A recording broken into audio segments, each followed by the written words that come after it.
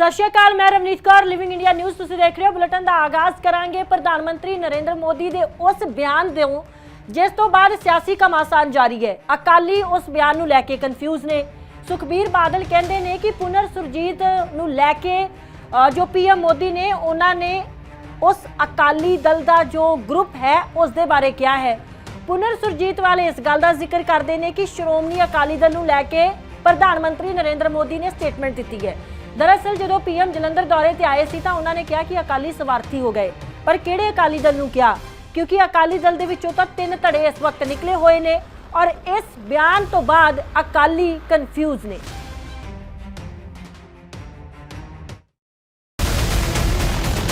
प्रधानमंत्री ने अकालियां नूं चक्करां च पाया।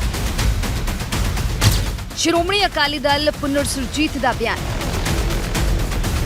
किस नूं स्वार्थी कह गए, किस वाल से इशारा। प्रधानमंत्री नरेंद्र मोदी के जलंधर दौरे दौरान दिते गए बयान ने श्रोमणी अकाली दल की सियासत विच नवीं चर्चा छेड़ दी है। मोदी ने अपने भाषण दे विच कहा है कि अकाली स्वार्थी हो गए ने, जिस तो बाद अकाली आगुआं दे वल्लों इस बयान की वख-वख व्याख्या की जा रही है। हुण सवाल यह है कि प्रधानमंत्री का इशारा किस वाल सी। जलंधर दे विच रैली नूं संबोधन करते हुए प्रधानमंत्री मोदी ने श्रोमणी अकाली दल ते निशाना साधिया कहा कि अकाली दल अपने स्वार्थां दे विच उलझिया होया है, उन्होंने पंजाब की कोई परवाह नहीं। और साथियों, अकाली दल का भी यही हाल है, वो भी अपने ही स्वार्थों में उलझे हुए हैं, उनको भी पंजाब के लोगों की कोई परवाह नहीं है। साथियों, पंजाब में असली बदलाव भाजपा ही ला सकती है। पंजाब को विकसित बनाने का काम भाजपा ही करेगी। उधर प्रधानमंत्री मोदी ने इस बयान से अकाली दल नूं चक्करां दे विच पा दिता है। एक नवी बहस छेड़ दी है, चाहे गल श्रोमणी अकाली दल की होवे या फिर श्रोमणी अकाली दल पुनर सुरजीत की, जिथे सुखबीर सिंह बादल ये कह गए ने प्रधानमंत्री पुनर सुरजीत ते दूजे की गल कर रहे सी। पुनर सुरजीत ते दूजे दल का मकसद अकाली दल नूं कमजोर करना। उधर दूजे पासे श्रोमणी अकाली दल पुनर सुरजीत दे गुरजीत सिंह तलवंडी ने सुखबीर बादल के दावे नूं रद्द कर दिता है ते कहा प्रधानमंत्री ने हड्डबीती दसी है ते बादलों नूं स्वार्थी दस्सिया है। प्रधानमंत्री भगौड़ा दल दे लई अकाली दल ना बरतन। ਇੱਥੇ ਮੈਂ ਪਹਿਲੀ ਮੈਂ ਕਰਨਾ ਚਾਹਣਾ ਜਿਹੜੇ ਪੀਐਮ ਸਾਹਿਬ ਗੱਲ ਕਰੇ ਸੀ ਪੁਰਨ ਸੁਰਜੀਤ ਦਾ ਤੇ ਦੂਜੇ ਦੀ ਗੱਲ ਕਰ ਰਹੇ ਸੀ, ਉਹ ਜਿਹੜੇ ਸਾਰੇ ਹੈ ਛੋਟੀ ਪਾਵਰ ਪਿੱਛੇ ਉਹ ਆ ਕੀ ਹੈ ਪੁਰਨ ਸੁਰਜੀਤ ਤੇ ਦੂਜੇ ਦਲ ਬਣਿਆ, ਮਤਲਬ ਕੀ ਸੀ ਉਹਨਾਂ ਨੂੰ ਅਕਾਲੀ ਦਲ ਨੂੰ ਕਮਜ਼ੋਰ ਕਰਨਾ। ਆ ਸਾਰੀ ਗੇਮ ਕਈ ਤਾਕਤਾਂ ਲੱਗੀਆਂ, ਮੈਥੋਂ ਨਾ ਬਜਾ ਤੁਹਾਨੂੰ ਸਾਰਾ ਪਤਾ ਹੈ, ਤਾਕਤਾਂ ਇੱਕੋ ਹੀ ਲੱਗੀਆਂ ਕਿ ਸਿੱਖ ਕੌਮ ਦੀ ਇੰਸਟੀਟਿਊਸ਼ਨਸ ਸਿੱਖ ਕੌਮ ਨੂੰ ਤਾਕਤ ਮਿਲਦੀ ਹੈ ਸ਼੍ਰੀ ਅਕਾਲ ਤਖਤ ਸਾਹਿਬ ਤੋਂ, ਆਪਣੇ ਐਸਜੀਪੀਸੀ ਦਾ, ਆਪਣੇ ਐਸਜੀਪੀਸੀ ਤੋਂ, ਕਿਉਂਕਿ ਆਪਣੀ ਹੈ ਜਿਹੜੀ ਇੱਕ ਸੁਪਰੀਮ ਪਾਰਲੀਮੈਂਟ ਹੈ ਜਿੱਥੇ ਆਪਾਂ ਇਕੱਠੇ ਫੈਸਲੇ ਹੁੰਦੇ ਆ। ਮੈਂ ਦੇਖ ਰਿਹਾ ਸੀ ਸੁਖਬੀਰ ਸਿੰਘ ਬਾਦਲ ਜੀ ਦਾ ਬਿਆਨ ਆ ਹੁਣੀ ਥੋੜੀ ਦੇਰ ਪਹਿਲਾਂ ਉਹਨੇ ਕੱਢਿਆ ਪ੍ਰੈਸ ਕਾਨਫਰੰਸ 'ਚ, ਕਹਿੰਦੇ ਉਹ ਜੀ ਸਾਨੂੰ ਨਹੀਂ ਕਹਿ ਕੇ ਗਏ ਅਕਾਲੀ ਦਲ ਹੋਰ ਹੈ, ਅਸੀਂ ਨਹੀਂ ਅਕਾਲੀ ਦਲ, ਕੋਈ ਹੋਰ ਅਕਾਲੀ ਦਲ ਹੈ ਤੇ ਉਹਨੂੰ ਕਹਿ ਕੇ ਗਏ ਨੇ। ਪਹਿਲਾਂ ਤਾਂ ਚਲੋ ਤੁਹਾਡਾ ਹੀ ਧੰਨਵਾਦ ਸਰਦਾਰ ਸੁਖਬੀਰ ਸਿੰਘ ਜੀ ਕਿ ਤੁਹਾਡਾ ਹੰਕਾਰ ਇੰਨਾ ਕੁ ਟੁੱਟਿਆ ਕਿ ਤੁਸੀਂ ਮੰਨਿਆ ਕਿ ਅਕਾਲੀ ਦਲ ਕੋਈ ਹੋਰ ਹੈ, ਅਸੀਂ ਅਕਾਲੀ ਦਲ ਨਹੀਂ। ਨਾਲ ਹੀ ਮੈਂ ਦੇਖ ਰਿਹਾ ਕਿ ਮਹੇਸ਼ਿੰਦਰ ਗਰੇਵਾਲ ਦਾ ਬਿਆਨ, ਸਰਦਾਰ ਦਲਜੀਤ ਸਿੰਘ ਚੀਮਾ ਸਾਹਿਬ ਦਾ ਬਿਆਨ ਉਹ ਆਉਂਦਾ, ਉਹ ਕਹਿੰਦੇ ਜੀ ਕਿ ਪ੍ਰਧਾਨ ਮੰਤਰੀ ਸਾਹਿਬ ਦੇ ਅਸੀਂ ਨਿੰਦਾ ਕਰਦੇ ਹਾਂ ਤੇ ਸਾਨੂੰ ਕਹਿ ਕੇ ਗਏ ਹੈ ਤੇ ਅਸੀਂ ਉਹਦਾ ਘੋਰ ਨਿੰਦਾ ਕਰਦੇ ਹਾਂ, ਉਹਨਾਂ ਨੂੰ ਨਹੀਂ ਕਹਿਣਾ ਚਾਹੀਦਾ ਤੇ ਪਤਾ ਨਹੀਂ ਤਰ੍ਹਾਂ ਦੀਆਂ ਗੱਲਾਂ ਨਿਊਜ਼ ਚੈਨਲਾਂ ਤੇ ਕਹਿ ਰਹੇ ਹੈ। ਸੁਖਬੀਰ ਸਿੰਘ ਬਾਦਲ ਤੇ ਇਹਨਾਂ ਦੇ ਲੀਡਰਾਂ ਦੀ ਕੋਈ ਆਪਸ ਵਿੱਚ ਤਾਲਮੇਲ ਹੀ ਨਹੀਂ ਦਿਖ ਰਿਹਾ। ਹਾਲਾਂਕਿ ਪੀਐਮ ਮੋਦੀ ਪੰਜਾਬ ਦੇ ਵਿੱਚ ਅਕਾਲੀ ਦਲ ਤੇ ਭਾਜਪਾ ਦੇ ਗੱਠਜੋੜ ਬਾਰੇ ਵੀ ਸਾਫ਼ ਕਰ ਗਏ ਨੇ ਕਿ ਭਾਜਪਾ ਇਕੱਲੇ ਹੀ ਵਿਧਾਨ ਸਭਾ ਚੋਣਾਂ ਲੜੇਗੀ। ਹੁਣ ਪ੍ਰਧਾਨ ਮੰਤਰੀ ਦੇ ਇੱਕ ਬਿਆਨ ਨੇ ਅਕਾਲੀ ਦਲ ਦੇ ਅੰਦਰ ਅਤੇ ਬਾਹਰ ਸਿਆਸੀ ਚਰਚਾ ਨੂੰ ਹੋਰ ਤੇਜ਼ ਕਰ ਦਿੱਤਾ ਹੈ।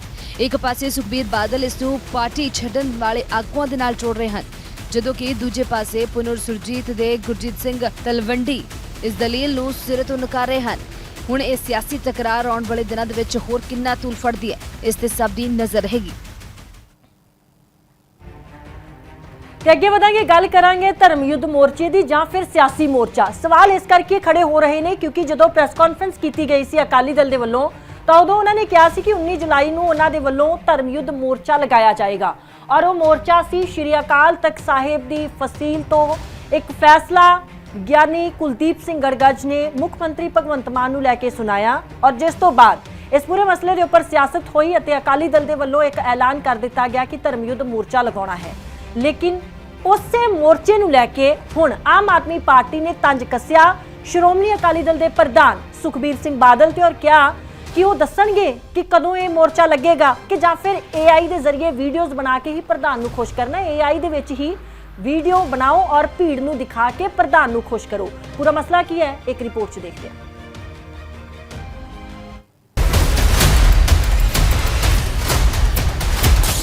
ਧਰਮਯੁੱਧ ਮੋਰਚਾ ਜਾਂ ਸਿਆਸੀ ਮੋਰਚਾ, ਅਕਾਲੀ ਦਲ ਨੇ ਮੋਰਚੇ ਦਾ ਕੀਤਾ ਸੀ ਐਲਾਨ।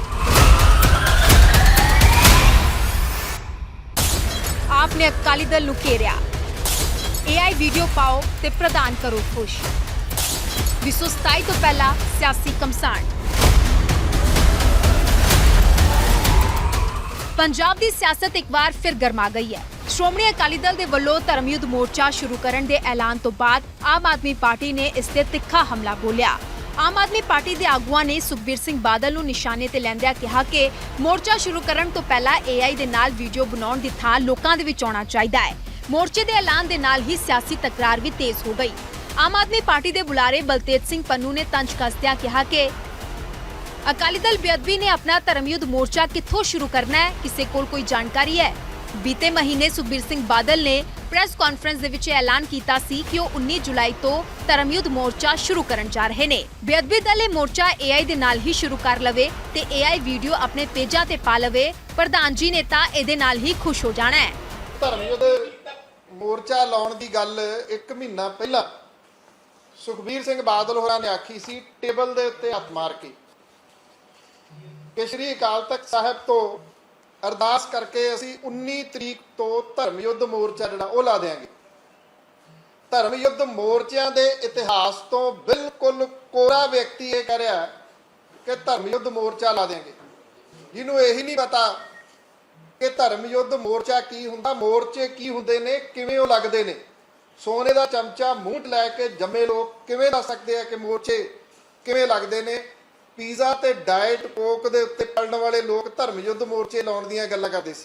ਜਿਸ ਦਿਨ ਗੱਲ ਕੀਤੀ ਸੀ, ਮੈਂ ਉਦੋਂ ਵੀ ਤੁਹਾਡੇ ਨਾਲ ਇਹ ਗੱਲ ਸਾਂਝੀ ਕੀਤੀ ਸੀ ਕਿ ਪੀਜ਼ਾ ਤੇ ਡਾਈਟ ਕੋਕ ਦੇ ਨਾਲ ਧਰਮਯੁੱਧ ਮੋਰਚੇ ਨਹੀਂ ਲਾਏ ਜਾਂਦੇ, ਨਾ ਲੜੇ ਜਾਂਦੇ ਨੇ। ਪਤਾ ਸਭ ਨੂੰ ਉਦੋਂ ਸੀਗਾ। ਨਾਲਦਿਆਂ ਨੂੰ ਪੁੱਛ ਕੇ ਵੀ ਅੱਜ ਕਿੰਨੀ ਤਰੀਕ ਹੈ, ਇਹ ਕਹਿਤਾ ਕਿ 1 ਮਹੀਨੇ ਬਾਅਦ ਠੀਕ ਧਰਮਯੁੱਧ ਮੋਰਚਾ ਜਿਹੜਾ ਉਹ ਸ਼ੁਰੂ ਹੋਊਗਾ। ਕਿੱਥੋਂ ਸ਼ੁਰੂ ਹੋਊਗਾ? ਕਹਿੰਦੇ ਸ਼੍ਰੀ ਅਕਾਲ ਤਖਤ ਸਾਹਿਬ ਤੇ ਅਰਦਾਸ ਕਰਕੇ। ਉਹਦਾ ਕੀ ਵੇਰਵਾ ਹੋਊਗਾ? ਅਕਾਲੀ ਦਲ ਬੇਅਦਬੀ 1 ਮਹੀਨਾ ਭੁੱਲਿਆ ਹੀ ਰਿਹਾ। 1 ਮਹੀਨਾ ਉਹਨਾਂ ਨੇ ਕੋਈ ਗੱਲ ਨਹੀਂ ਕੀਤੀ। ਉਮੀਦ ਇਹ ਸੀ ਬਹੁਤ ਸਾਰਿਆਂ ਨੂੰ ਵੀ ਸ਼ਾਇਦ ਕੋਰ ਕਮੇਟੀ ਦੀ ਜਿਹੜੀ ਮੀਟਿੰਗ ਆ ਇਸੇ ਲਈ ਸੱਦੀ ਆ ਵੀ ਧਰਮਯੁੱਧ ਮੋਰਚੇ ਦੇ ਪਹਿਲੇ ਜੱਥੇ ਦੇ ਵਿੱਚ ਕੌਣ ਜਾਊਗਾ। ਸੁਖਬੀਰ ਸਿੰਘ ਬਾਦਲ ਹੋਰੀ ਜਾਣਗੇ ਜਾਂ ਉਹਨਾਂ ਦੇ ਆਲੇ ਦੁਆਲੇ ਜਿਹੜੇ 4-5 ਬੈਠੇ ਹੁੰਦੇ ਉਹਨਾਂ ਦੇ ਵਿੱਚੋਂ ਕੋਈ ਜਾਊਗਾ। ਸ਼ਾਇਦ ਉਹਨਾਂ ਨੇ ਹਾਮੀ ਨਹੀਂ ਭਰੀ। ਕਿਉਂ ਲੱਗਿਆ ਪ੍ਰਧਾਨ ਜੀ ਨੂੰ ਕਿ ਉਹਨਾਂ ਨੂੰ ਕੱਲਿਆਂ ਨਹੀਂ ਨਾ ਜਾਣਾ ਪੈ ਜੇ ਕਿਤੇ ਮੋਰਚੇ 'ਚ। ਇਸ ਕਰਕੇ ਕੋਰ ਕਮੇਟੀ 'ਚ ਕਹਿੰਦੇ ਉਸ ਮੋਰਚੇ ਦਾ ਕੋਈ ਜ਼ਿਕਰ ਹੀ ਨਹੀਂ ਹੋਇਆ, ਵੀ ਭੁੱਲ ਜਾਓ। ਪੰਜਾਬ ਦੇ ਲੋਕਾਂ ਨੂੰ ਤਾਂ ਯਾਦ ਵੀ ਨਹੀਂ ਹੋਣਾ ਵੀ 19 ਤਰੀਕ ਨੂੰ ਧਰਮਯੁੱਧ ਮੋਰਚਾ ਲੱਗਣਾ। ਉਧਰ ਅਕਾਲੀ ਦਲ ਇਸ ਮੋਰਚੇ ਨੂੰ ਪੰਜਾਬ ਅਤੇ ਪੰਥ ਦੇ ਹੱਕਾਂ ਦੀ ਲੜਾਈ ਦੱਸ ਰਿਹਾ ਹੈ। ਸ਼੍ਰੋਮਣੀ ਅਕਾਲੀ ਦਲ ਨੇ ਹਾਲ ਹੀ ਦੇ ਵਿੱਚ ਧਰਮਯੁੱਧ ਮੋਰਚਾ ਸ਼ੁਰੂ ਕਰਨ ਦਾ ਐਲਾਨ ਕੀਤਾ ਤੇ ਪੰਜਾਬ ਦੀ ਸੱਤਾਧਿਰ ਪਾਰਟੀ ਲਗਾਤਾਰ ਅਕਾਲੀ ਦਲ ਤੇ ਹਮਲਾਵਰ ਹੈ। ਇਸੇ ਤਹਿਤ ਆਪ ਦੇ ਆਗੂ ਨੀਲ ਗਰਗ ਨੇ ਵੀ ਸੁਖਬੀਰ ਸਿੰਘ ਬਾਦਲ ਨੂੰ ਘੇਰਦਿਆਂ ਹੋਇਆ ਕਿਹਾ ਕਿ 19 ਜੁਲਾਈ ਆ ਗਈ ਪਰ ਸੁਖਬੀਰ ਬਾਦਲ ਜੀ ਦਾ ਐਲਾਨ ਧਰਮਯੁੱਧ ਮੋਰਚਾ ਕਿੱਥੇ ਹੈ। ਪ੍ਰੈਸ ਕਾਨਫਰੰਸ ਦੇ ਵਿੱਚ ਵੱਡੇ ਐਲਾਨ ਕਰਨਾ ਆਸਾਨ ਹੁੰਦਾ ਹੈ, ਪਰ ਇਤਿਹਾਸਕ ਮੋਰਚੇ ਸਿਰਫ ਬਿਆਨਾਂ ਦੇ ਨਾਲ ਨਹੀਂ, ਲੋਕਾਂ ਦੇ ਭਰੋਸੇ ਅਤੇ ਜ਼ਮੀਨੀ ਸਹਿਯੋਗ ਦੇ ਨਾਲ ਖੜਦੇ ਨੇ। ਅੱਜ ਹਾਲ ਇਹ ਹੈ ਕਿ ਤਾਂਗੇ ਦੇ ਵਿੱਚ ਬਿਠਾਉਣ ਨੂੰ ਸਵਾਰੀਆਂ ਨਹੀਂ ਲੱਭ ਰਹੀਆਂ ਤੇ ਗੱਲਾਂ ਇਤਿਹਾਸਕ ਯੁੱਧਾਂ ਦੀਆਂ। ਇੱਕ ਸਿਆਸੀ ਸਲਾਹ 1 ਮਹੀਨਾ ਪਹਿਲਾਂ ਕੀਤੇ ਵਾਅਦਿਆਂ ਦੀ ਲਾਜ ਰੱਖਣ ਦੇ ਲਈ ਹੁਣ AI ਦੇ ਨਾਲ ਨਕਲੀ ਭੀੜ ਵਾਲੀ ਡਿਜੀਟਲ ਵੀਡੀਓ ਹੀ ਬਣਾ ਕੇ ਪਾ ਦਿਓ। ਸ਼ਾਇਦ ਸਕਰੀਨ ਤੇ ਦਿਖਾਈ ਭੀੜ ਦੇਖ ਕੇ ਹੀ ਪ੍ਰਧਾਨ ਜੀ ਨੂੰ ਤਸੱਲੀ ਮਿਲ ਜਾਵੇ। ਜਦੋਂ ਸਿਆਸਤ ਜ਼ਮੀਨ ਨਾਲੋਂ ਟੁੱਟ ਜਾਂਦੀ ਹੈ ਤਾਂ ਭੀੜ ਵੀ ਸਕਰੀਨ ਤੇ ਹੀ ਲੱਭਣੀ ਪੈਂਦੀ ਹੈ। ਫਿਲਹਾਲ ਧਰਮਯੁੱਧ ਮੋਰਚਾ ਸ਼ੁਰੂ ਹੋਣ ਤੋਂ ਪਹਿਲਾਂ ਹੀ ਇਸ ਨੂੰ ਲੈ ਕੇ ਸਿਆਸੀ ਜੰਗ ਛਿੜ ਚੁੱਕੀ ਹੈ। ਇੱਕ ਪਾਸੇ ਸ਼੍ਰੋਮਣੀ ਅਕਾਲੀ ਦਲ ਇਸ ਨੂੰ ਪੰਜਾਬ ਅਤੇ ਪੰਥ ਦੇ ਹੱਕਾਂ ਦੇ ਲਈ ਸੰਘਰਸ਼ ਦੱਸ ਰਿਹਾ ਹੈ, ਦੂਜੇ ਪਾਸੇ ਆਮ ਆਦਮੀ ਪਾਰਟੀ ਇਸ ਨੂੰ ਸਿਰਫ ਸਿਆਸੀ ਡਰਾਮਾ ਅਤੇ ਪ੍ਰਚਾਰ ਕਰਾਰ ਦੇ ਰਹੀ ਹੈ। ਹੁਣ ਨਜ਼ਰ ਇਸ ਗੱਲ ਤੇ ਰਹੇਗੀ ਕਿ ਅਕਾਲੀ ਦਲ ਦਾ ਐਲਾਨਿਆ ਧਰਮਯੁੱਧ ਮੋਰਚਾ ਜ਼ਮੀਨ ਤੇ ਕਦੋਂ ਅਤੇ ਕਿਸ ਰੂਪ ਦੇ ਵਿੱਚ ਸ਼ੁਰੂ ਹੁੰਦਾ ਹੈ ਅਤੇ ਇਸ ਦਾ ਪੰਜਾਬ ਦੀ ਸਿਆਸਤ ਤੇ ਕੀ ਅਸਰ ਪੈਂਦਾ ਹੈ। Bureau report, living India news.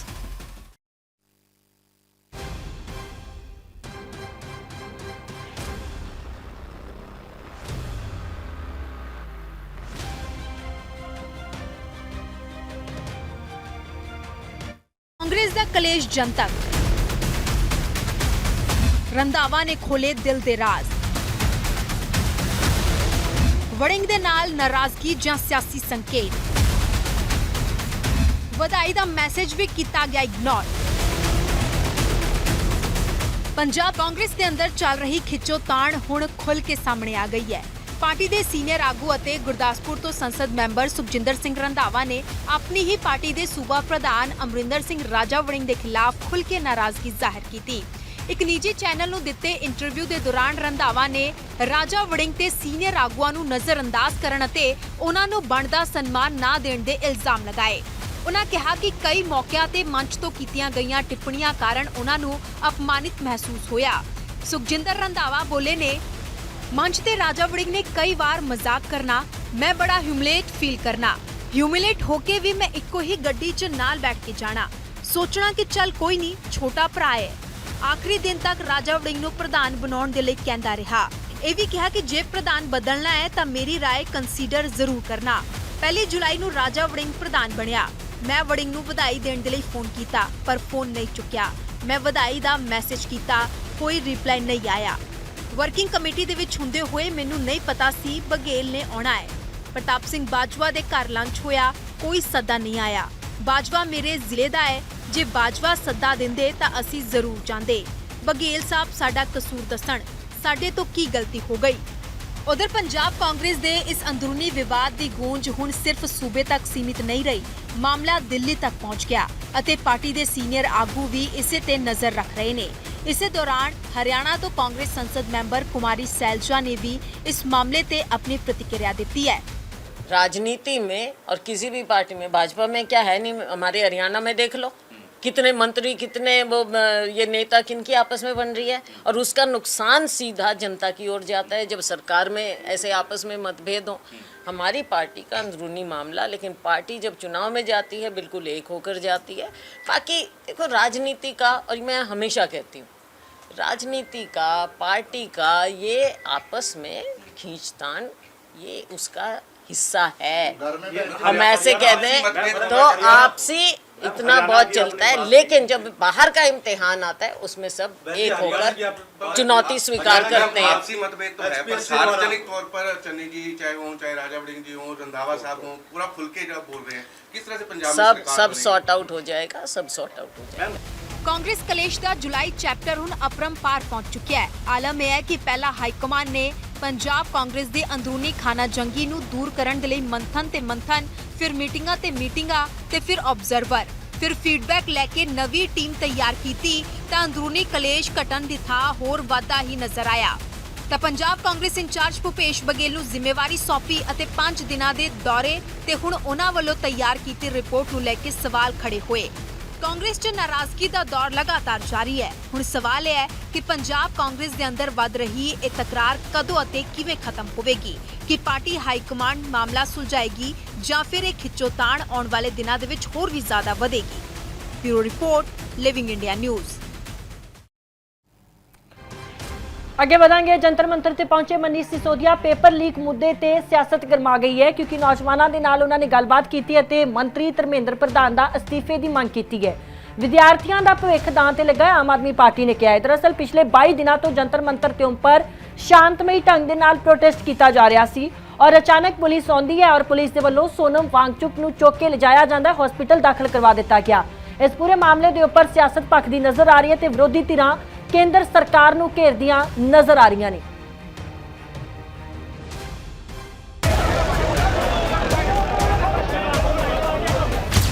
Sonam Wangchuck ਨੂੰ ਜ਼ਬਰਦਸਤੀ ਚੁੱਕਿਆ,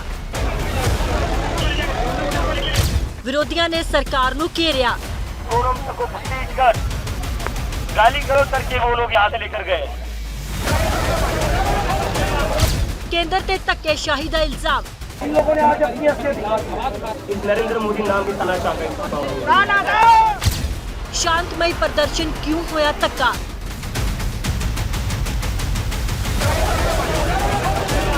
की धर्मेंद्र प्रधान देणगे इस्तीफा?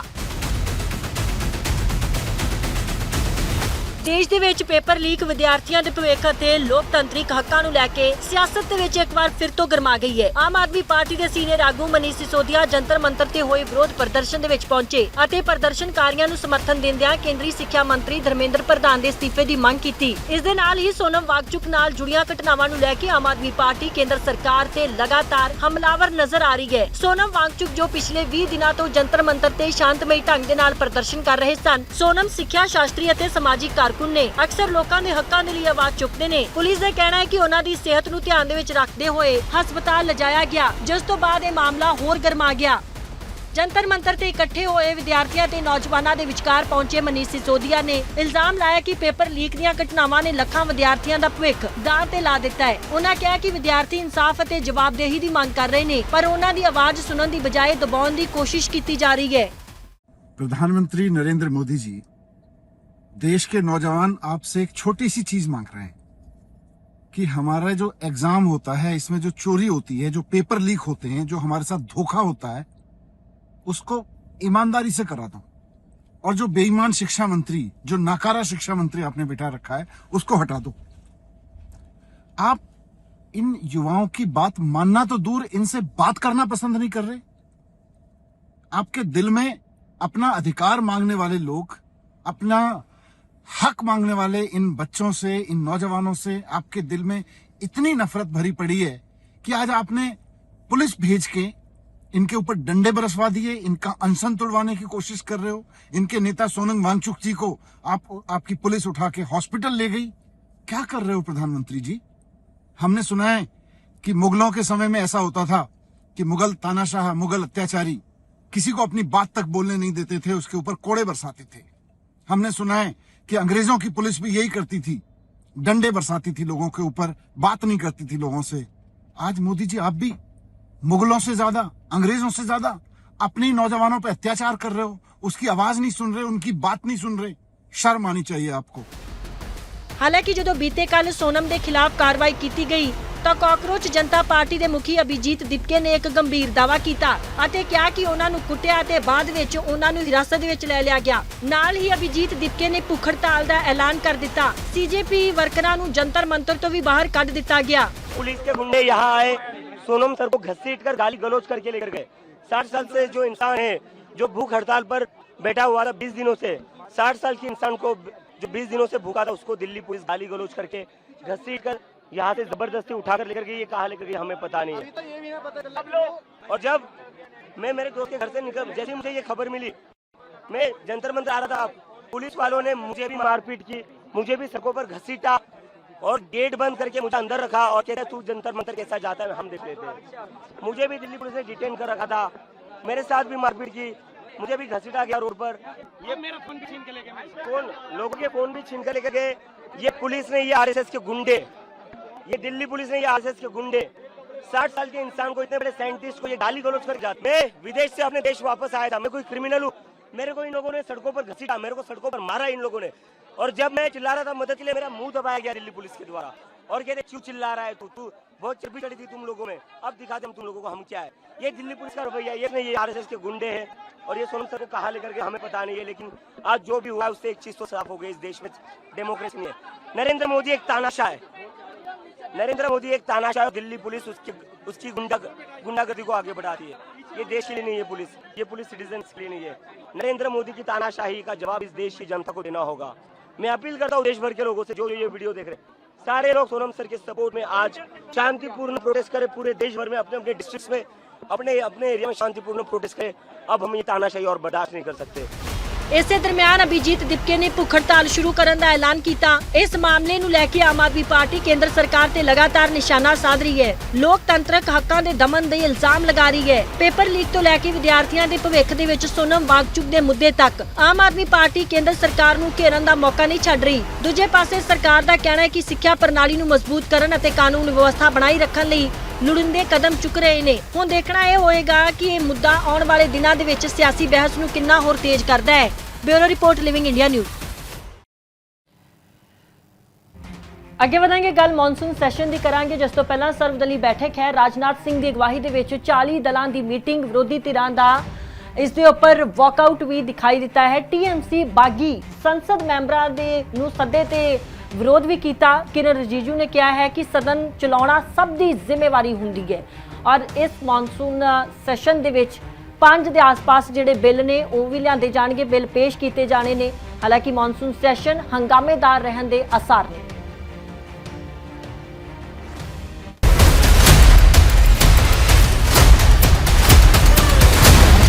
हंगामेदार रहेगा संसद का मॉनसून सैशन। विरोधियों ने सरकार नूं घेरन दी कीती तैयारी। नवे बिल्लां नाल देश विच भखेगी नवी बहस। मॉनसून सैशन तो एक दिन पहला संसद भवन की अनैक्सी बिल्डिंग दे विच सर्वदली बैठक हुई है।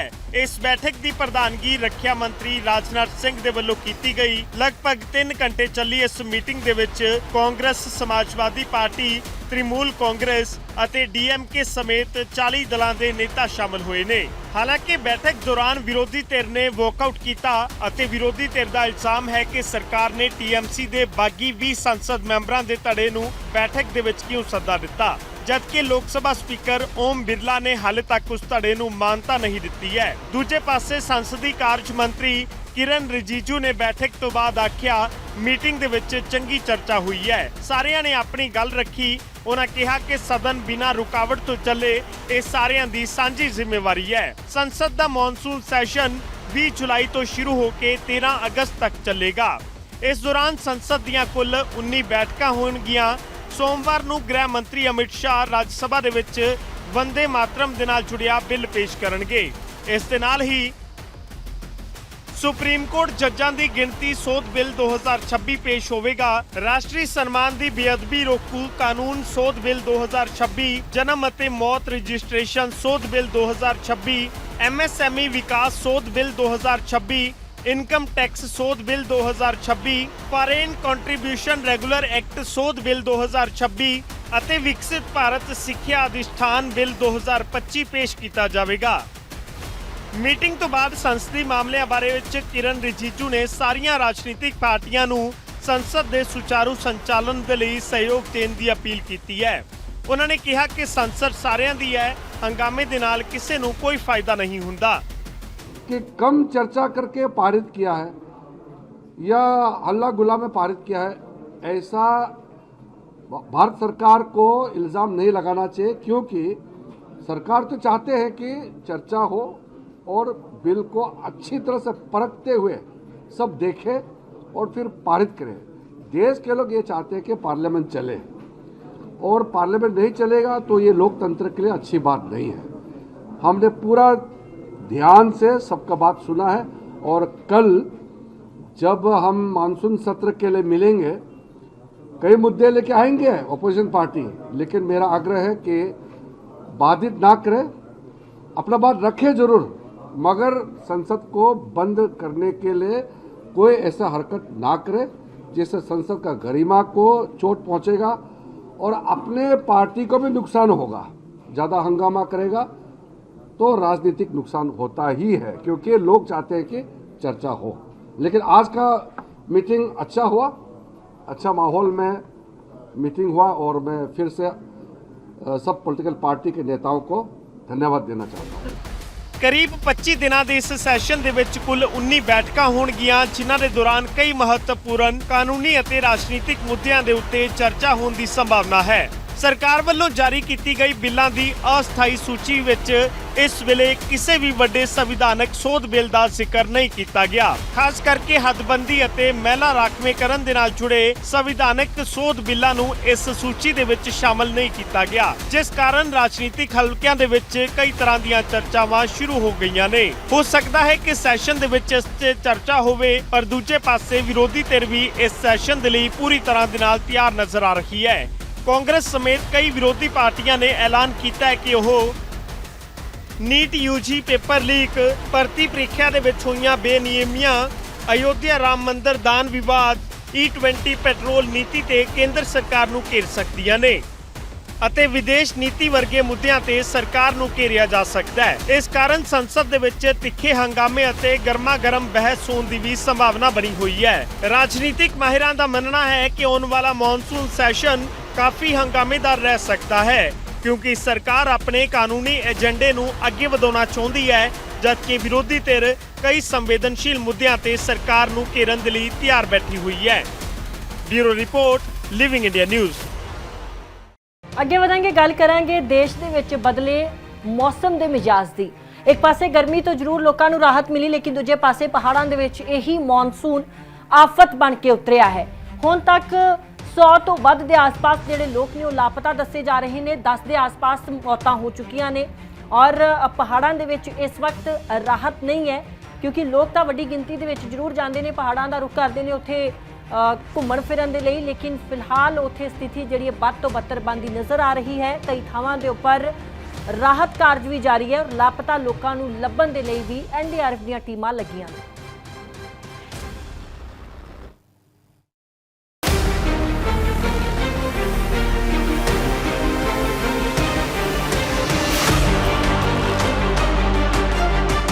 ਤਬਾਹੀ ਦੀਆਂ ਇਹ 5 ਤਸਵੀਰਾਂ ਦੇਸ਼ ਦੇ ਵਿੱਚ ਬਦਲਦੇ ਮੌਨਸੂਨ ਨੂੰ ਬਿਆਨ ਕਰ ਰਹੀਆਂ ਨੇ। ਜੰਮੂ ਕਸ਼ਮੀਰ ਦੇ ਪੁੰਛ ਅਤੇ ਕਿਸ਼ਤਵਾੜਾ ਦੇ ਵਿੱਚ ਸ਼ਨੀਵਾਰ ਰਾਤ ਨੂੰ ਬੱਦਲ ਫਟਣ ਦੇ ਨਾਲ ਭਾਰੀ ਤਬਾਹੀ ਹੋਈ। ਹੜ੍ਹਾਂ ਅਤੇ ਜ਼ਮੀਨ ਖਿਸਕਣ ਕਾਰਨ ਹੁਣ ਤੱਕ 11 ਲੋਕਾਂ ਦੀ ਮੌਤ ਹੋ ਗਈ ਹੈ। ਪੁੰਛ ਦੇ ਸੁਰਨਕੋਟ ਦੇ ਵਿੱਚ ਜ਼ਮੀਨ ਖਿਸਕਣ ਕਾਰਨ ਇੱਕ ਘਰ ਮਲਬੇ ਹੇਠ ਦਬ ਗਿਆ। ਉਸ ਸਮੇਂ 8 ਲੋਕ ਅੰਦਰ ਸਨ। 2 ਸਾਲ ਦੇ ਬੱਚੇ ਸਮੇਤ 5 ਲੋਕਾਂ ਦੀਆਂ ਲਾਸ਼ਾਂ ਬਰਾਮਦ ਕੀਤੀਆਂ ਗਈਆਂ। ਕਿਸ਼ਤਵਾੜਾ ਦੇ ਸੁਰਨੂ ਖੇਤਰ ਦੇ ਵਿੱਚ ਬੱਦਲ ਫਟਣ ਦੇ ਨਾਲ ਘਰਾਂ ਅਤੇ ਖੇਤਾਂ ਨੂੰ ਨੁਕਸਾਨ ਪਹੁੰਚਿਆ। ਰਾਜੌਰੀ ਦੇ ਵਿੱਚ ਭਾਰੀ ਬਾਰਿਸ਼ ਕਾਰਨ ਤਰਹਾਲ ਨਦੀ ਦੇ ਵਿੱਚ ਵੀ ਪਾਣੀ ਦਾ ਪੱਧਰ ਵੱਧ ਗਿਆ, ਜਿਸ ਨਾਲ ਲਗਭਗ 200 ਤੋਂ 250 वाहन बह गए। सब नुकसान हो गया, सब कुछ खत्म हो गया, कुछ नहीं, बस ये कपड़े बचे तन पे, सब कुछ बह गया हमारा, कुछ भी नहीं बचा हमारे, सब कुछ जो कुछ भी था सब कुछ बह गया। कितने बजे पानी आया? पानी कोई 3-4 बजे मेरे लगभग। हाँ, तो बंदों भी नुकसान है, बंदे नुकसान। एक लेडीज हमारी लापता है, वो मिल नहीं रही, अभी तक हम ढूंढने की कोशिश कर रहे हैं। तो बाकी क्या क्या नुकसान है? बाकी सब कुछ जो कुछ भी है, पैसा कुछ जो कुछ भी था सब कुछ बह गया, कुछ भी नहीं बचा हमारे पास। आपका नाम और आप कहाँ से हो? हम इधर के लोकली रहने वाले हैं। हमने बहुत सरकार से अरदास की है, हम DC के पास भी गए, हमने बोला हमारे को जगह दे दो किसी एक जगह पे। इन्होंने बहुत बार सुना, हमारे को एक कान से सुनते दूसरे कान से निकालते, हमारे को इधर पे जगह नहीं दी इन्होंने। ठीक है, हमको इधर के बाहर के थोड़ी, जो पाकिस्तान के थोड़ी, हम इधर के रहने वाले, हमारा आधार कार्ड भी इधर का बना हुआ, सब कुछ इधर का ही था।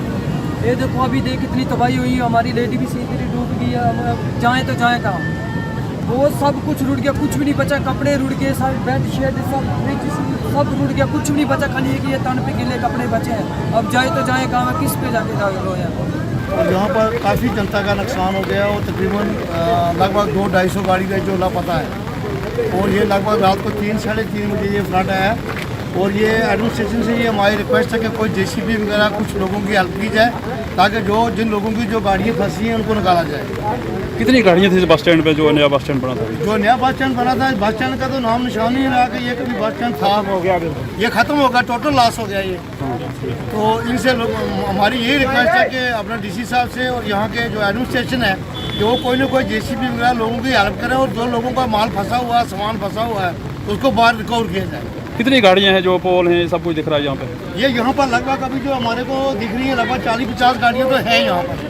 बाकी ये पूरा बस स्टैंड बना हुआ था, ये बहुत बड़ा बस स्टैंड था, छोटा नहीं था।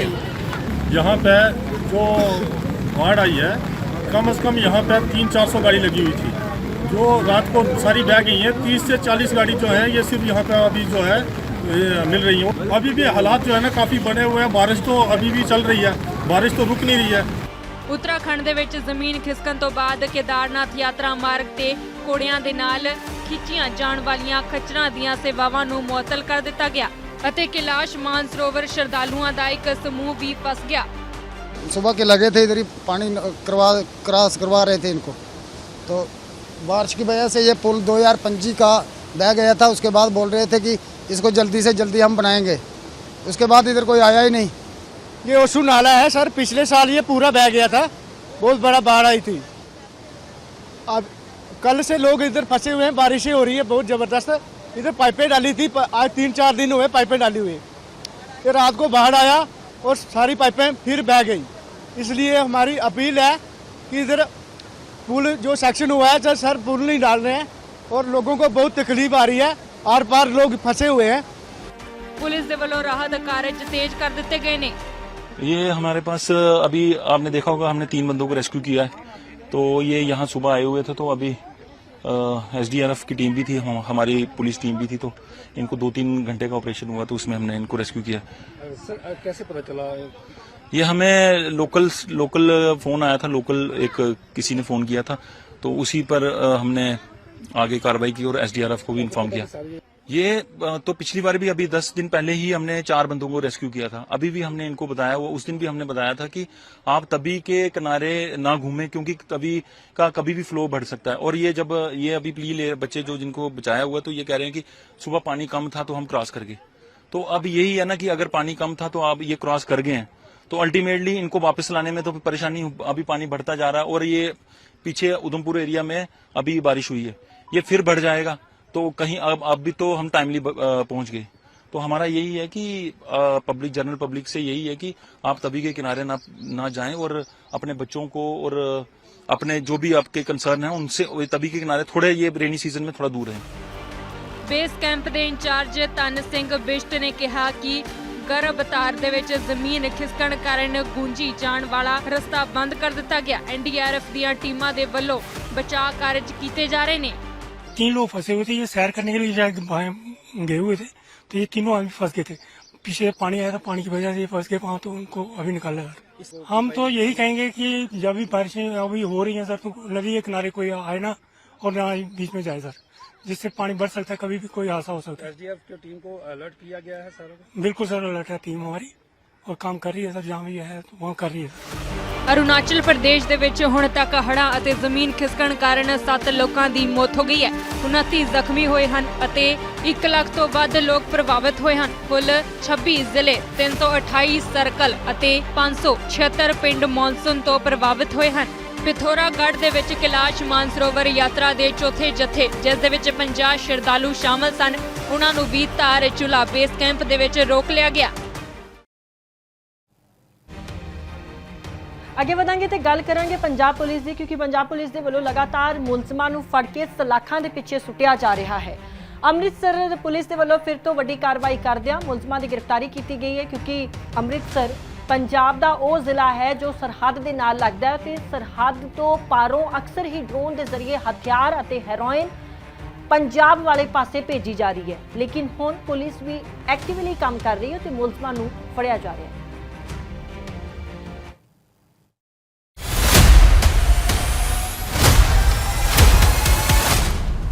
ਪੰਜਾਬ ਪੁਲਿਸ ਦੇ ਵੱਲੋਂ ਨਸ਼ਾ ਅਤੇ ਗੈਂਗਸਟਰਾਂ ਦੇ ਖਿਲਾਫ ਚਲਾਈ ਜਾ ਰਹੀ ਮੁਹਿੰਮ ਦੇ ਤਹਿਤ ਅੰਮ੍ਰਿਤਸਰ ਕਮਿਸ਼ਨਰੇਟ ਪੁਲਿਸ ਨੂੰ ਵੱਡੀ ਸਫਲਤਾ ਮਿਲੀ ਹੈ। ਪੁਲਿਸ ਨੇ ਸਰਹੱਦ ਪਾਰ ਤੋਂ ਚੱਲ ਰਹੇ ਡਰੱਗਸ ਅਤੇ ਗੈਰ ਕਾਨੂੰਨੀ ਹਥਿਆਰਾਂ ਦੀ ਤਸਕਰੀ ਕਰਨ ਵਾਲੇ ਇੱਕ ਵੱਡੇ ਨੈਟਵਰਕ ਦਾ ਪਰਦਾਫਾਸ਼ ਕਰਦਿਆਂ 4 ਤਸਕਰਾਂ ਨੂੰ ਗ੍ਰਿਫਤਾਰ ਕੀਤਾ ਹੈ। ਪੁਲਿਸ ਨੇ ਮੁਲਜ਼ਮਾਂ ਦੇ ਕੋਲੋਂ ਕੁੱਲ 5.557 ਕਿਲੋਗ੍ਰਾਮ ਹੈਰੋਇਨ ਅਤੇ 2 ਆਧੁਨਿਕ ਪਿਸਤੌਲ ਬਰਾਮਦ ਕੀਤੇ ਹਨ। ਗਿਰੋਹ ਪਾਕਿਸਤਾਨ ਸਥਿਤ ਸਮਗਲਰਾਂ ਦੇ ਨਾਲ ਸੰਪਰਕ ਵਿੱਚ ਸੀ। ਸਰਹੱਦ ਪਾਰੋਂ ਡਰੋਨ ਦੇ ਰਾਹੀਂ ਹੈਰੋਇਨ ਅਤੇ ਹਥਿਆਰ ਭਾਰਤੀ ਖੇਤਰ ਦੇ ਵਿੱਚ ਭੇਜੇ ਜਾਂਦੇ ਸਨ, ਜਿਨ੍ਹਾਂ ਨੂੰ ਪਹਿਲਾਂ ਤੋਂ ਤੈਅ ਕੀਤੀਆਂ ਥਾਵਾਂ ਤੋਂ ਰਿਸੀਵ ਕਰਕੇ ਪੰਜਾਬ ਅਤੇ ਹੋਰ ਇਲਾਕਿਆਂ ਦੇ ਵਿੱਚ ਅਪਰਾਧਿਕ ਤੱਤਾਂ ਤੱਕ ਪਹੁੰਚਾਇਆ ਜਾਂਦਾ ਸੀ। ਗ੍ਰਿਫਤਾਰ ਦੋਸ਼ੀਆਂ ਦੇ ਵਿੱਚ ਆਕਾਸ਼ ਸੰਧੂ, ਸੁਨੀਲ ਸਰੋਜ, ਹਰਵਿੰਦਰ ਸਿੰਘ ਉਰਫ ਚਮਕੌਰ ਅਤੇ ਵੰਸ਼ ਸਿੰਘ ਸ਼ਾਮਲ ਹਨ। ਇਹਨਾਂ ਵਿੱਚੋਂ 3 ਦੋਸ਼ੀਆਂ ਦਾ ਪਹਿਲਾਂ ਤੋਂ ਹੀ ਅਪਰਾਧਿਕ ਰਿਕਾਰਡ ਹੈ ਅਤੇ ਉਹਨਾਂ ਦੇ ਖਿਲਾਫ NDPS ਐਕਟ, ਆਰਮਜ਼ ਐਕਟ ਅਤੇ ਨਸ਼ਾ ਤਸਕਰੀ ਅਤੇ ਹੋਰ ਗੰਭੀਰ ਮਾਮਲੇ ਦਰਜ ਹਨ। ਚੌਥੇ ਦੋਸ਼ੀ ਵੰਸ਼ ਸਿੰਘ, ਜੋ ਕਿ ਟੈਕਸੀ ਡਰਾਈਵਰ ਹੈ, ਤਾਂ ਪਹਿਲਾਂ ਕੋਈ ਅਪਰਾਧਿਕ ਰਿਕਾਰਡ ਨਹੀਂ ਸੀ, ਪਰ ਪੈਸੇ ਦੀ ਲਾਲਚ ਦੇ ਵਿੱਚ ਉਹ ਇਸ ਨੈਟਵਰਕ ਦੇ ਨਾਲ ਜੁੜ ਗਿਆ। ਪੁੱਛਗਿੱਛ ਦੇ ਦੌਰਾਨ ਪੁਲਿਸ ਨੇ ਆਕਾਸ਼ ਸੰਧੂ ਕੋਲੋਂ ਕੁੱਲ 192 ਗ੍ਰਾਮ ਹੈਰੋਇਨ ਬਰਾਮਦ ਕੀਤੀ ਹੈ। ਉਸ ਦੀ ਨਿਸ਼ਾਨਦੇਹੀ ਤੇ ਹੋਰ 776 ਗ੍ਰਾਮ ਹੈਰੋਇਨ ਮਿਲੀ ਹੈ। ਇਸ ਤੋਂ ਬਾਅਦ ਸੁਨੀਲ ਸਰੋਜ ਨੂੰ ਗ੍ਰਿਫਤਾਰ ਕਰਕੇ ਉਸ ਦੇ ਕੋਲੋਂ 4 ਕਿਲੋ 599 ਗ੍ਰਾਮ ਹੈਰੋਇਨ ਬਰਾਮਦ ਹੋਈ ਹੈ। ਜਾਂਚ ਨੂੰ ਅੱਗੇ ਵਧਾਉਂਦੇ ਹੋਏ ਹਰਵਿੰਦਰ ਸਿੰਘ ਅਤੇ ਵੰਸ਼ ਸਿੰਘ ਨੂੰ ਵੀ ਕਾਬੂ ਕਰ ਲਿਆ ਗਿਆ, ਜਿਨ੍ਹਾਂ ਦੇ ਕੋਲੋਂ ਇੱਕ ਗਲੌਕ 9mm ਪਿਸਤੌਲ ਅਤੇ ਇੱਕ 30 ਬੋਰ ਸਟਾਰ ਮੇਡ ਪਿਸਤਲ ਬਰਾਮਦ ਕੀਤੀ ਗਈ ਹੈ। ਪੁਲਿਸ ਨੇ ਦੱਸਿਆ ਹੈ ਕਿ ਇਸ ਮਾਮਲੇ ਦੇ ਵਿੱਚ ਥਾਣਾ ਇਸਲਾਮਾਬਾਦ ਅਤੇ ਥਾਣਾ ਸ਼ਾਟਾ ਦੇ ਵਿਖੇ ਵੱਖ-ਵੱਖ FIR ਦਰਜ ਕੀਤੀਆਂ ਗਈਆਂ ਹਨ। ਹੁਣ ਪੁਲਿਸ ਇਸ ਨੈਟਵਰਕ ਦੇ ਵਿੱਤੀ ਲੈਣ-ਦੇਣ, ਵਿਦੇਸ਼ੀ ਸੰਪਰਕਾਂ ਅਤੇ ਹੋਰ ਸਾਥੀਆਂ ਦੀ ਭਾਲ ਕਰ ਰਹੀ ਹੈ। ISI ਭਾਰਤੀ ਤਸਕਰਾਂ ਨੂੰ ਲਾਲਚ ਦੇ ਕੇ ਅਜਿਹੇ ਨੈਟਵਰਕ ਸਰਗਰਮ ਰੱਖਦੇ ਹਨ ਤਾਂ ਜੋ ਮੌਕਾ ਮਿਲਣ ਤੇ ਡਰੱਗਸ, ਹਥਿਆਰ ਜਾਂ ਹੋਰ ਗੈਰ ਕਾਨੂੰਨੀ ਸਮੱਗਰੀ ਭਾਰਤ ਵਿੱਚ ਭੇਜੀ ਜਾ ਸਕੇ। ਉਨ੍ਹਾਂ ਕਿਹਾ ਕਿ ਪੰਜਾਬ ਪੁਲਿਸ ਅਜਿਹੇ ਨੈਟਵਰਕਾਂ ਨੂੰ ਜੜੋਂ ਖਤਮ ਕਰਨ ਦੇ ਲਈ ਲਗਾਤਾਰ ਕਾਰਵਾਈ ਕਰ ਰਹੀ ਹੈ ਅਤੇ ਇਸ ਮਾਮਲੇ ਦੇ ਵਿੱਚ ਹੋਰ ਗ੍ਰਿਫਤਾਰੀਆਂ ਹੋਣ ਦੀ ਵੀ ਸੰਭਾਵਨਾ ਹੈ। ਕ੍ਰਾਸ ਬਾਰਡਰ ਜਿਹੜਾ ਸਮਗਲਿੰਗ ਕਾਰਟਲ ਹੈ ਡਰੱਗਸ ਦਾ ਤੇ ਆਰਮਸ ਦਾ ਉਹ ਬਸਟ ਕੀਤਾ। 4 ਦੋਸ਼ੀ ਇਹਦੇ ਚ ਗ੍ਰਿਫਤਾਰ ਕੀਤੇ ਨੇ। 5.5 ਕਿਲੋ ਤੋਂ ਉੱਪਰ ਹੀਰੋਇਨ ਤੇ 2 ਬੜੇ ਸੋਫਿਸਟੀਕੇਟਡ ਪਿਸਟਲ ਜਿਹੜੇ ਉਹ ਰਿਕਵਰ ਕੀਤੇ ਗਏ ਆ। ਔਰ ਇਹ ਸਾਰਾ ਜਿਹੜਾ ਕੰਸਾਈਨਮੈਂਟ ਹੈ ਵਾਇਆ ਡਰੋਨਸ ਇੰਟਰਨੈਸ਼ਨਲ ਬਾਰਡਰ ਦੇ ਅਕ੍ਰੋਸ ਪੁਸ਼ਨ ਕੀਤਾ ਜਾਂਦਾ ਇੰਡੀਅਨ ਟੈਰੀਟਰੀ ਦੇ ਵਿੱਚ, ਅੱਗੇ ਰਿਸੀਵ ਕੀਤਾ ਗਿਆ ਪ੍ਰੀ ਟੈਸਟਡ ਲੋਕੇਸ਼ਨਸ। ਜਿਹੜੇ ਚਾਰੋਂ ਦੋਸ਼ੀ ਨੇ ਇਹ ਸਵਾਏ 1 ਤੋਂ 3 ਦੇ ਖਿਲਾਫ ਪਹਿਲਾਂ ਹੀ ਬਹੁਤ ਕ੍ਰਿਮੀਨਲ ਇਹਦੇ ਬੈਕਗ੍ਰਾਉਂਡ ਹੈਗਾ, ਕੇਸਿਸ ਰਜਿਸਟਰਡ ਨੇ। ਆਕਾਸ਼ ਸੰਧੂ ਇਹ ਰਾਮਬਾਗ ਦਾ ਹੈਗਾ। ਦੂਜਾ ਮੁਲਜ਼ਮ ਹੈਗਾ ਸੁਨੀਲ ਸਰੋਜ, ਡੀ ਡਿਵੀਜ਼ਨ ਦਾ ਹੈ। ਤੀਸਰਾ ਹੈਗਾ ਹਰਵਿੰਦਰ ਸਿੰਘ ਏਲੀਅਸ ਚਮਕੌਰ। ਪਹਿਲਾਂ ਆਕਾਸ਼ ਸੰਧੂ ਜਿਹੜਾ ਇਹਨੂੰ ਫੜਿਆ ਗਿਆ, ਇਹ ਤੋਂ 192 ਗ੍ਰਾਮ ਹੀਰੋਇਨ ਮਿਲੀ ਸੀਗੀ। ਉਸ ਤੋਂ ਬਾਅਦ ਜੀ ਸਸਟੇਨਡ ਇਨਵੈਸਟੀਗੇਸ਼ਨ ਤੇ ਇੰਟਰੋਗੇਸ਼ਨ ਦੇ ਵਿੱਚ 776 ਗ੍ਰਾਮ ਹੀਰੋਇਨ ਹੋਰ ਰਿਕਵਰ ਕੀਤੀ ਗਈ। ਫਿਰ ਆਕਾਸ਼ ਸੰਧੂ ਦੀ ਪੁੱਛਗਿੱਛ 'ਚ ਗੱਲ ਆਈ ਵੀ ਸੁਨੀਲ ਸਰੋਜ ਇੱਕ ਬੜਾ ਮੇਨ ਸਮਗਲਰ ਹੈ ਜਿਹੜਾ ਡਰੱਗ ਦਾ ਕੰਮ ਕਾਫੀ ਵੱਡੇ ਲੈਵਲ ਤੇ ਕਰ ਰਿਹਾ।